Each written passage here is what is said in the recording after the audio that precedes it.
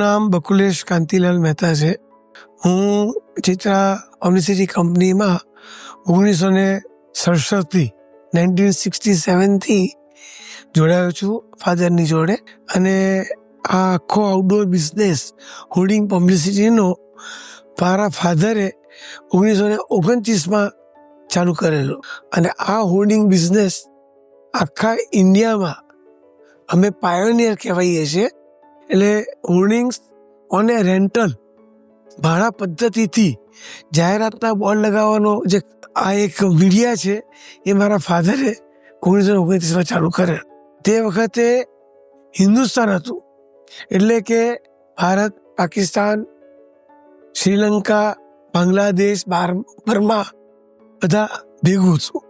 અને અમારે ફાધરે બિઝનેસ ચાલુ કર્યા પછી કરાચી, લાહોર, કોલંબો, ઢાકા, રંગૂન પણ અમારા પ્રતિનિધિઓ હતા, ઓફિસર. અને આ બિઝનેસ ધીમે ધીમે 1947 પછી દેશ આઝાદ થયો પછી અમે લોકો પછી ફક્ત ઇન્ડિયામાં એટલે ભારતમાં આખા ઇન્ડિયાની અંદર અમારી બ્રાન્ચો હતી. અને ધીમે ધીમે એ બિઝનેસ અમે ખાલી ગુજરાત ખાતે 1960 પછી અસ્તિત્વમાં રહ્યો. અમે બહારગામ જે હિન્દુસ્તાનના બીજા શહેરોમાંથી વાઇન્ડ અપ કરી લીધું. આ ધંધામાં હું ફાધર જોડે 1967માં જોઈન થયો. તે વખતે હોર્ડિંગ બિઝનેસ બહુ નાના પાયે હતો. અમારું આખા વર્ષનું ટર્નઓવર પણ ફક્ત 6 લાખનું હતું. અને હોર્ડિંગ્સ મોટામાં મોટું 20-10નું અને નાનામાં નાના 12-8, 12-6 એવી સાઇઝના લાગતા હતા. અને તે વખતે આઉટડોર પબ્લિસિટીમાં હોર્ડિંગ્સ સિવાય wall painting, shutter painting, dealers board એનું મહત્વ વધારે હતું. એ 1967માં જોઈન થયા પછી ધીમે ધીમે બિઝનેસ પ્રોગ્રેસ થયો. હોર્ડિંગ્સમાં આગળ વધ્યા, ટેન્ડરો લીધા, પ્રાઇવેટ હોર્ડિંગ્સ ઊભા કર્યા. અને એમ કરતાં મારો નિલેશભાઈ શેઠ જોડે મુલાકાત 1984-85માં થઈ. તે વખતે નિલેશભાઈ મારુતિમાં ભરતભાઈ પટેલની સાથે બિઝનેસમાં જોડાયેલા હતા. એ મારુતિમાં અમારે સંબંધ સારો થયો. અને એ પછી 1991-92માં અમે પણ અશ્વમેઘમાં બંગલો લીધો, એમણે પણ અશ્વમેઘ 2માં બંગલો લીધો. તે વખતે અમારી મુલાકાતો વધતી ગઈ. અને એ મુલાકાતોની અંદર એક મિત્રતા, એક પ્રેમભાવ, એક અંગત, જેને કે વિચારની આપલે અમે કરતા. અને એ પછી 1995માં એમણે આ તિરુપતિ તેલના નામ બ્રેન્ડથી પોતાની અલગ ફેક્ટરી, અલગ કામકાજ શરૂ કર્યું. અને એ કામકાજ એમણે શરૂ કર્યા પછી અત્યારે આશ્રમ રોડ પર ત્યાં એક વખત મને બોલાયા કે ભાઈ આપણે હોર્ડિંગ્સ પબ્લિસિટી પણ કરવી છે. અને એ હોર્ડિંગ પબ્લિસિટી 94-95માં શેઠ જોડે ચાલુ કરી. અશ્વમેઘના જે માલિક હતા નરસિંહભાઈ પટેલ, એનજી પટેલ, એના મારા સાથે સંબંધ અંગત હતા. અને નિલેશભાઈ અને નિમિષભાઈ બંને ભાઈઓના અંગત સંબંધ, અવારનવાર નાની મોટી પાર્ટીઓ ભેગા થઈએ, એકબીજાને વિચારની આપલે કરીએ. એટલે એમનો જે સ્વભાવ કહીએ ને કે ડાઉન ટુ અર્થ, કોઈ પણ નાની વ્યક્તિ હોય કે મોટી વ્યક્તિ હોય, એમની વિચારસરણી, એમના સંબંધો, એમની વાત કરવાની સ્ટાઇલ આપણને ગમે, રુચિ પડે એવો સ્વભાવ હતો. જ્યારે પહેલી વખત એમની સાથે કામ કરવાનું થયું નિલેશ સાહેબ સાથે, ત્યારે એમનું વિઝન તમને કેવું લાગે? પહેલેથી મેં તમને કીધું કે મારુતિમાં એમની જોડે સંબંધ હતો. તે વખત પણ હોર્ડિંગ્સની ચર્ચા, વિચારણા, સિલેક્શન બધું ઘણું થતું હતું. 95-96માં એમણે આ ચાલુ કર્યું તિરુપતિ. તે વખત પણ હોર્ડિંગ્સ માટે એ પોતે સવારના 7 વાગે સાઇટો અમે જોવા જઈએ અને આવે. અને અમદાવાદમાં, બહારગામમાં જ્યાં સાઇટ હોય એ પોતે સિલેક્શન કરવા આવતા હતા. અને સાઇટો એ જોતા હતા અને જે એમને પસંદ પડે એ સાઇટો લેતા હતા. અને એ સાઇટ જે પણ લે એ 2 વર્ષ, 3 વર્ષ, 5 વર્ષ સુધી ચાલુ રાખતા હતા. એટલે એમની હોર્ડિંગ્સ માટે એક આગવી સૂઝ હતી. તિરુપતિના માલિક તરીકે તો ખરા, પણ એક માર્કેટિંગના વ્યક્તિ તરીકે એવા કયા કયા મુદ્દાઓ હતા કે જેમાં એક પરફેક્ટ બિઝનેસમેન તરીકે તમને દેખાય? જેમ આપણે કહીએ કે માર્કેટિંગની અંદર there are 6 P which gives you 7 P profit. એ એમનામાં એની આગવી સૂઝ હતી. પહેલો P આવે એ પ્રાઇસ, એટલે દરેક વસ્તુની કિંમત બજારમાં આપણે મૂકીએ તો એ યોગ્ય થશે, લોકો સ્વીકારશે, લોકો એને પ્રશંસા કરશે. એ પ્રાઇસ ફેક્ટરનું એમને ઘણું ઊંડું જ્ઞાન હતું. બીજી પી છે એ પ્રોડક્ટ, એટલે ક્વોલિટી ઓફ ધ પ્રોડક્ટ જળવાઈ રહે એની અગત્યતા માર્કેટમાં, એટલે એ પ્રોડક્ટની એને માટે ઘણા જ એ જાગૃત હતા. ત્રીજો પી આવે એનો ખાસ પ્રોડક્શન. એમણે આટલી મોટી ફેક્ટરી કરી અને પ્રોડક્શન કેટલું જોઈએ, કેટલું માર્કેટ કેપ્ચર કરશે અને માર્કેટમાં કેટલું આગળ વધશે, એ પ્રમાણે એમની દરેક પ્રોડક્ટની પ્રોડક્શન એનું ખાસ ધ્યાન રાખતા. ને એને માટે ખાસ ફેક્ટરીએ અવારનવાર જઈ દરેક ફેક્ટરીના માણસોની જોડે વિચારની આપલે કરવી, એ એમનામાં એક આગવી સૂઝ હતી. એ ઉપરાંત ચોથો પી આવે પર્સનલ રિલેશન.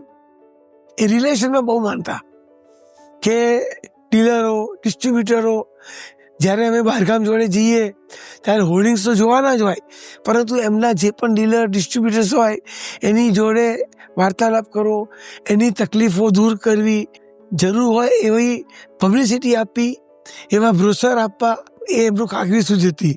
એ સિવાય પાંચમો પી છે એ પ્લાનિંગ.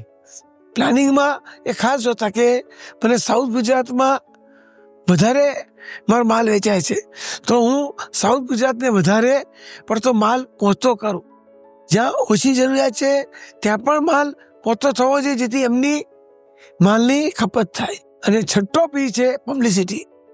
એ પબ્લિસિટીની અંદર એમની માર્કેટિંગમાં ઘણી આગવી સૂઝ હતી. એટલે નોટ ઓનલી હોર્ડિંગ સિવાય પેપર પબ્લિસિટી, કિયોસ, બસ શેલ્ટર, વોલ પેઇન્ટિંગ, આવા અનેક સાધનો પબ્લિસિટીના આઉટડોરના અને ઇન્ડોરના, એ દરેકની જોડે એ ચર્ચા કરતા. એમને પબ્લિસિટી એજન્સીઓ પણ હતી. સંકેત પબ્લિસિટી હતી જિગીશભાઈની, એમને કામ થતા. બીજી બરોડાની એક ટાઈગર પબ્લિસિટી હતી, એની જોડે પણ એમનો આગવો સંબંધ હતો. એટલે પબ્લિસિટી લાઈનની અંદર દરેકે દરેક ખૂણામાં એ સમય જાય એવી એમની એક આગવી સૂઝને હિસાબે તિરુપતિ તેલ ઘણા ઓછા સમયની અંદર ગુજરાતભરની અંદર એને નામના બનેલી. એટલે જ્યારે ડીલર છે, કોન્ફરન્સ છે કે બીજી કોઈ પણ જગાએ સમજો કે ધંધાકીય વાત આવે ત્યારે એમની એક મોટી ખાસિયત હતી કે એ સામેવાળી વ્યક્તિને શાંતિ સાંભળતા હતા અને સમાધાન રૂપી એમના જવાબો હોય અને એનો નિકાલ લાવતા હતા, જેથી કોઈ પણ વ્યક્તિની જોડે એમને મનદુખ થાય એવું થતું નહોતું. કામમાં અને ઘરમાં આ બંને વચ્ચેનું બેલેન્સ, આ મોટી ધીરે ધીરે કંપનીને ઊભી કરવી, આ બધા વચ્ચે માણસ એકલો ઘણા બધા સ્તરથી વિચારતો હોય, અને ત્યારે નિલેશભાઈને તમે બે રીતે બેલેન્સ રાખતા કેવી રીતે જોયેલા છે? એ ફેમિલીમાં, ઘરમાં, સગા સંબંધીઓમાં, મિત્રોમાં અવારનવાર પાર્ટીઓ કરતા, અવારનવાર બોલાવતા જમવા માટે, અને એકબીજાના વિચારોની આપલે કરી કેમ સુમેળ થાય અને કેમ એકબીજાને તમે સમજી શકો. આજે એમને 1992માં અશ્વમેઘમાં બંગલો લીધો, જ્યાં મોટાભાઈ નિલેશભાઈ મોટાભાઈ નિમિષભાઈ રહેવા ગયા. પણ નિલેશભાઈ ઉસ્માનપુરામાં એમના ફાધર મધરની જોડે રહેતા અને એમની સેવા ચાકરી કરતા. એમના વાઈફ પણ એમના ફાધર મધરની ઘણી સેવા કરતા. અને જ્યારે એમને ત્યાં જઈએ ત્યારે કેશવ દાદાની જોડે વાતચીત કરીએ, બેસીએ, અને એક અંગત દરેક વ્યક્તિને ગણીને એક ફેમિલી રિલેશન થાય એવો એમનો હંમેશા વાતાવરણમાં ઉભો રહેતો હતો. તમારો અને નિલેશભાઈનો એવો કોઈ યાદગાર પ્રસંગ જે તમને હંમેશા યાદ રહેશે? ખાસ એ તબિયતનું બહુ ધ્યાન રાખતા હતા. અમે બહારગામ જઈએ તો એ સવારથી સાંજ બહારગામ જઈએ તો સવારનું બ્રેકફાસ્ટ ઘેરથી કરીને આવે. સવારના વહેલા અમે 7 વાગે 8 વાગે નીકળી જઈએ તો બપોરનું લંચ હોય એ પણ એ ઘરેથી લઈને આવતા હતા. ખાસ અમે લોકો હોટલમાં એમને માટે એરેન્જમેન્ટ કરીએ કે સારી હોટલ, બરોડામાં ગયા તો અમોરમાં જમીએ, સુરતમાં ગયા તો બીજી કોઈ સારી હોટલમાં જમીએ. તો એ ખાસ કે ના, મારે મારી તબિયતનું ખાસ ધ્યાન રાખવા માટે હું અમુક જ ફૂડ, અમુક જ બાફેલા, અમુક તેલ ઓછું, ઘી ઓછું, અને તબિયતનું અને શરીરનું એ બહુ ધ્યાન રાખતા. એમનું વજન મને ખબર નથી ક્યારે 70-72 કિલોથી વધારે થયું હોય. જે એમના શરીર માટે જે કાળજી લેતા હતા એ ખરેખર અદ્ભુત હતી. અને આટલી નાની ઉંમરે 55 વર્ષની ઉંમરે ગુજરી ગયા એ ઘણું જ દુઃખદાયક. એમની સમય સૂચકતા કેવી હતી? સમય સૂચકતામાં જ્યારે પણ સાહેબ આપણને બોલાવે કે ભાઈ વકુલભાઈ તમે 5 વાગે આવજો, એટલે આપણે 5:05 પહોંચીએ એટલે આપણને 5 વાગે એ બોલાવી લે. કે જે પણ વ્યક્તિને બોલાવે એની જોડે કલાક, અડધો કલાક, 1.5 કલાક બેસે, એમને ચા પીવડાવે, નાસ્તો કરાવે અને ધંધાની વાત કરતા, એકબીજાના વિચારોની, આગળ પાછળનું, ભવિષ્યની એ બહુ ચર્ચા કરતા. અને દરેકની વ્યક્તિને એને અંદરથી કંઈ દુઃખ હોય તો એ દુઃખ દૂર કેવી રીતે કરવું, એને કઈ રીતે સમજ આવી, એમની એક આગવી છટા હતી. કે પબ્લિસિટીમાં શું માનતા કે કેવું પબ્લિસિટી હોવું જોઈએ? 1995 એમની આઉટડોર પબ્લિસિટી 2000 સુધી તો સિર્ફ મારી જોડે જ કરી. પરંતુ જ્યારે કોઈ પણ ડિઝાઇનર પાસે ડિઝાઇન બનાવે તો એ પહેલા મને બોલાવે. મને કે આમાં હોર્ડિંગ્સ માટે શું અગત્યનું છે. ત્યારે ઘણી વખત અમારે ચર્ચા થાય ત્યારે ખાસ કલર સ્કીમ, એ હું જે સૂચું એ કલર સ્કીમ પર જતા. અને તિરુપતિ માટે જે પહેલેથી ઓરેન્જ બેકગ્રાઉન્ડ કે જે એમને અને મને બંનેને ખૂબ જ પસંદ, અને એ બેકગ્રાઉન્ડ ઉપર અમે લોકો શરૂઆતના 4-5 વર્ષ ગયેલા. પછી ધીમે ધીમે શું છે, હોર્ડિંગ્સની અંદર ઇનોવેશન આવવા મળ્યું, નવા બેકલીટ, ફ્રન્ટલીટ, LED એ બધું આવવા માંડ્યું. એટલે એમને મારે સિવાય બીજી ઘણી કંપનીઓનો સંપર્ક કરી અને એ LED media, બેકલીટ media, Unicon media શું એ લઈને તિરુપતિ આજે આખા ગુજરાતમાં ચારે તરફ દરેક ક્ષેત્રમાં એડવર્ટાઇઝમેન્ટમાં અને એના માર્કેટિંગમાં નંબર 1 છે. બિઝનેસ તો એક છે જ પેરેલલ, પણ એના સિવાય પણ એના ઉપર એક સંબંધ હતો તમારો. એવા કયા વિષયોની વાત તમને એમણે કરી હતી કે જે તમે આજે યાદ કરી શકો છો? દાખલા તરીકે લગભગ 2008 કે 2009 મને કીધું કે અદાણી વિલમાર જોડે હું જોઈન થઉં છું ભાગીદાર તરીકે. એમાં ઘણા મોટી વ્યક્તિઓ છે અને બહુ મોટું સાહસ છે, તો તમારું શું કહેવું છે? ત્યારે મેં એક જ વાક્ય એમને કીધેલું. મને ખબર કે અદાણી સાહેબનું તો ઉપરથી સારું એવું એમનું પીઠબળ અને એમના સંબંધો પણ સારા, નિલેશભાઈનું પણ કામ મોટું હતું જ. પણ મેં એમને એક વસ્તુ કીધેલી, હજી મને યાદ છે કે શેઠ, હું એમને શેઠ કહેતો કાયમ, નિલેશભાઈ કે શેઠ લાંબા જોડે ટૂંકો જાય, મરે નહીં ને માદો થાય. મને કે કેમ આવું કહો છો? હું સાહેબ આ લોકો બધા શું છે, અબજો રૂપિયાના વેપારની અંદર ગૂંથાયેલા હોય, આપણે કરોડોમાં છે. તો આટલું મોટું તમે સાહસ કરો છો, તેમાં આગળ શું થશે શું નહીં. અને હું હંમેશા જિંદગીની અંદર ધંધો કરું છું, હું પહેલાં એ વિચારું કે મને આમાં નુકસાની શું થશે, મને આમાં તકલીફો શું પડશે આ કામ કરવામાં. હું ટેન્ડર લઉં તો પણ એ પહેલાં વસ્તુ જોઉં, ફાયદો ના જોઉં. ફાયદો તો ભગવાનની ઈચ્છા હશે તો થવાનો હશે, પરંતુ એ લેવાથી મને નુકસાન શું થશે, મારા પ્રતિસ્પર્ધીઓ, મારા કોમ્પિટિટરો કે મારા દુશ્મનો એ મને કેવી રીતે હેરાન કરશે. તો એ વસ્તુ ખાસ મેં એમને કીધેલી અને એ તેમને સ્વીકારેલી કે ના બકુલભાઈ વાત સાચી, કંઈ પણ તકલીફ હોય કરોડોની, પરંતુ એમના મુખ ઉપર કોઈ દિવસ એ ચિંતા દેખાઈ નથી. જ્યારે આ પ્રોબ્લેમ થયા હોય, કંઈ તકલીફ હોય, ઘરમાં કંઈ તકલીફ હોય, સમાજમાં કંઈ તકલીફ હોય, પણ અમે લોકો બેસીએ ક્યાં 4-6 મહિને એક વખત મારે ઘેર આવે, 4-6 મહિને હું એમને ત્યાં જઉં તો રાતના 8:30-9થી રાતના 12 સુધી બેસીએ, પણ અમે કોઈ ધંધાની વાત નહીં, કોઈ બીજી વાત નહીં, બસ એકબીજાની મિત્રતાની વાત અને એકબીજાના સુખ દુઃખની વાત કરતા. પણ કોઈ દિવસ એમના મુખ ઉપર આવા ચિંતાના વાદળો મેં જોયા નથી.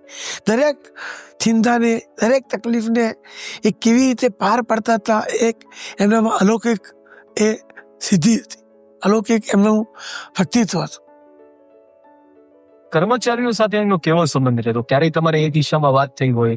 એના માટે કહી શકાય કે નાના પટ્ટાવાળાથી માંડીને એટલે નિલેશભાઈના જે સંબંધો સ્ટાફ જોડે, આજે ફેક્ટરી અમે જોવા ગઈએ તો ફેક્ટરીની અંદર પણ દરેકે દરેક યુનિટની અંદર દરેક માણસની જોડે શાંતિથી 2 મિનિટ બેસે, વાતચીત કરે, ચર્ચા કરે, અને 2-4-6 મહિના થાય કંઈક ને કંઈક નાના મોટા ફંક્શન કરી બધાને જમવા બોલાવે. નાનો માણસ હોય તો એના પણ કૌટુંબિકની અંદર કંઈ તકલીફ હોય, આ હોય તે હોય તો એનું ધ્યાન રાખતા હતા. આપે આની પહેલા જે કલર સિલેક્શનની વાત કરી, જેમાં કેસરી કલર ખાસ તમને અને એમને ગમતો, તો એની પાછળનું કોઈ એવું કારણ? એનું મેઇન પાછળનું કારણ એ હતું કે જેમ આખા ઇન્ડિયામાં, વર્લ્ડમાં ટેક્સીનો કલર યલો હતો કે જે ફાસ્ટ કેચિંગ હોય, એટલે એમના મનમાં આ સહેજ લાઇટ ઓરેન્જ કલર એ ફાસ્ટ કેચિંગ કલર રહેશે, જે મારી પણ એમને એ વાતની પ્રેરણા હતી કે તમે આ કલર રાખો તો બીજા બધા વ્હાઇટ કલર છે કે બ્લેક કલર છે કે ગ્રીન કલર છે, જે ઘણી વખત ડલ પડતા હોય છે, આઈ કેચિંગ નથી હોતા. એટલે આજે નવો બિઝનેસ હતો, નવું પ્રોડક્ટ હતી, નવું લોન્ચિંગ હતું આખા ગુજરાતમાં, તો એ ઓરેન્જ કલર એટલો આઈ કેચિંગ નીકળ્યો કે જે લોકોએ ટૂંક સમયમાં, અને એમની જે મેં તમને કીધું કે 6 P એમના એકબીજાની સાથે સહમત હતા, એટલે એમને શું છે 7 P પ્રોફિટ મળ્યો અને જિંદગીમાં ઘણી એમણે પ્રગતિ કરી.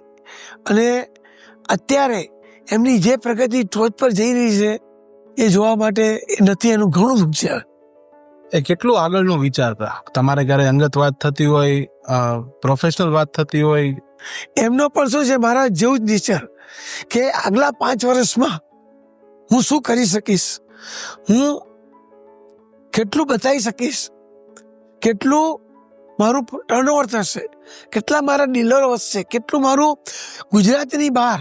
એમની જોડે હું રાજસ્થાન ગયેલો, જયપુર સાઇટો જોવા માટે, ગુજરાત સિવાય બીજા સ્ટેટોમાં પણ મારું, એમની જોડે મુંબઈ પણ ગયેલો હોર્ડિંગ જોવા માટે.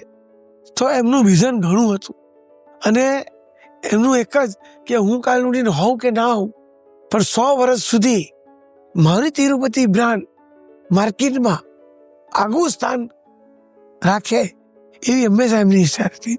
શીખવાનો એમનો સ્વભાવ કેવો હતો? એવો ક્યારે કોઈ કિસ્સો કીધો હોય? કેવી રીતે બધું કેપ્ચર કરતા?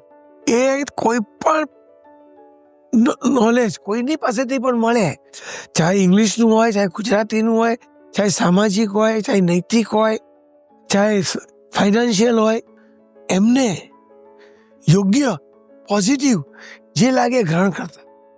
અને એ ગ્રહણ કરીને એ એટલા ઊંચા સ્ટેજે પહોંચ્યા હતા કે આખા ગુજરાતની અંદર તેલના ક્ષેત્રમાં, ઓઇલ ઇન્ડસ્ટ્રીઝમાં એમનું એક આગવું નામ હતું. આપ જ્યારે સાથે પ્રવાસમાં જતા ત્યારે કોઈ એવો કિસ્સો યાદ હોય જે રમૂજી પણ હોય, અથવા તો એવો પણ હોય કે જેમાં માણસાઈ દેખાય હોય સાહેબ સાથેની, એમની સાથે કોઈ વાત બની હોય?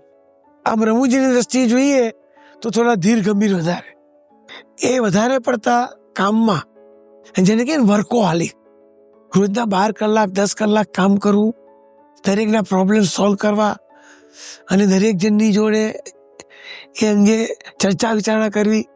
એટલે એમને હસાવા હોય, આવું હોય તો કંઈક એવી રમૂજી આપણે વાત કરવી પડતી હતી. એમને દર અઠવાડિયે 15 દિવસ થાય એટલે પિક્ચર જોવાનો શોખ બહુ, અને ખાસ કોઈક વખતે કોઈ સારા ફ્રેન્ડ્સ ના હોય તો મને ફોન કરે, બકુલભાઈ આપણે પિક્ચર જોવા જવાનું છે, આ વખતે તમારી જોડે આવવાનું છે, તમારી ટિકિટ બુક કરી લીધી છે. એમને 84-85થી મેં જોયેલા કે ડ્રેસિંગ એમનું અપ ટુ ડેટ હોય, એમનું સિલેક્શન અપ ટુ ડેટ હોય, શિયાળો શરૂ નથી થયો અને સૂટ પહેરવાનું ટાઈ પહેરવાનું ચાલુ કરી નાખે. એટલે કોઈ પણ ફંક્શન હોય એમાં સૂટ પહેરીને જ જવાનું, પહેલો ઉનાળો હોય. જ્યારે જ્યારે એ કોઈ એક જગ્યાએથી બીજી જગ્યાએ જાય ત્યારે ફ્રેશ થઈને જાય. એવું નહીં કે ભાઈ 8 વાગે કોઈ બોલાયા હોય તો સીધા ઓફિસથી 8 વાગે ઘેર પહોંચી નહીં, 7 વાગે ઘેર જાય, ફ્રેશ થાય, અપ ટુ ડેટ થાય. એને જે જગ્યાએ જવાનું હોય એને લાયક આખું ડ્રેસ કોડ કરે અને એ પછી લઈ જાય. બીજું એમને ગાડીઓનો બહુ શોખ. મેં જ્યારે શરૂઆતમાં એમની જોડે રિલેશન બાંધ્યા 95માં, તે એમની પાસે મારુતિ, એની એ ટાઈપની ગાડીઓ હતી. પછી જેમ જેમ આગળ વધતા ગયા એમણે મર્સિડીઝ, BMW, ઓડી, આ બધી મોંઘી ગાડીઓ લેવાની. અને એમને ગાડી ચલાવવાનો પણ બહુ શોખ. ડ્રાઈવરો તો હોય જ, પરંતુ સાંજ પડે એમ થાય કે એકલા ગાડી લઈને બહાર ફરવા નીકળી જાય. મેઇન વસ્તુ એ જે પોતે વિચારે, પોતે જે સંકલ્પ કરે, એ સંકલ્પ પૂરો કરવા માટે બધા ભગીરથ પ્રયત્ન કરતા હતા. ઘણી વખત એ આ માટે સામેવાળી વ્યક્તિની જોડે સંઘર્ષમાં પણ આવતા હતા કે ના, આમ નહીં, આમ જ જોઈએ, આમ જ થવું જોઈએ, આમ જ આગળ વધવું જોઈએ. એટલે એમનો એક મોટો જે હતો કે મારી જિંદગીમાં મારી કંપનીને એવી આગળ લઈ જવી છે કે 100 વર્ષ સુધી મારું તિરુપતિ બ્રાન્ડ ગુજરાતમાં નંબર 1 રહે અને હિન્દુસ્તાનમાં અને ફોરેનમાં એ નામથી મારી પ્રોડક્ટ વેચાય. એટલે એને માટે એ બધા જ સંઘર્ષ એ કરતા હતા. ફેક્ટરીની અંદર પણ એ જાય, આખી ફેક્ટરીમાં એક ડિપાર્ટમેન્ટમાં ફરે, બપોરના 2:30 વાગે ત્યાં જમે. અમે ગયા હોય તો અમને પણ જોડે જમાડે. આટલી આ જીવનની ભાગદોડ ને બધું જ ચાલી રહ્યું છે, એની વચ્ચે ક્યારે ક્યારે તમને શેઠ યાદ આવી જાય છે? ઘણી વખત. આજે એમને ગુજરી ગયા ને લગભગ 3-4 વર્ષ થયા, પરંતુ ઘણી વખત ઘણી જગ્યાએ અમારા ફેમિલીમાં, અમારા સગા સંબંધીઓમાં, કારણ કે અમારા સગા બધા સગાવાળા, મારા બહેન અમેરિકા છે, ભાઈ અમેરિકા હતા, ગુજરી ગયા. એ બધાની જોડે જ્યારે એ લોકો આવે ત્યાં સ્પેશિયલી બોલાવે કે નહીં, તમારી બહેન મને બધા લઈને મારતે આવો, અમે જોડે જમીએ, જોડે બેસીએ. તો આજે એ નથી તો અમારા બહેન બનેલી સગાવાલા મિત્રો એ પણ ઘણી વખત કે એક તમારો અંગત મિત્ર જે તમારી નાનામાં નાની મોટામાં મોટી તકલીફોમાં સાથ આપતા હતા, એ આજે હાલમાં નથી. જેનું મને તો ઘણું દુઃખ છે, પણ અમારા સગાવાલા મિત્રો એમને પણ આ દુઃખના ભાગીદાર છે. એક અંગત મિત્ર ખોયો છે, એક સલાહ સૂચન અને આપણી વેદનાને એક સમીકરણ રૂપની અંદર જવાબ આપનાર વ્યક્તિ ગુમાયો છે. એનું ઘણું દુઃખ છે.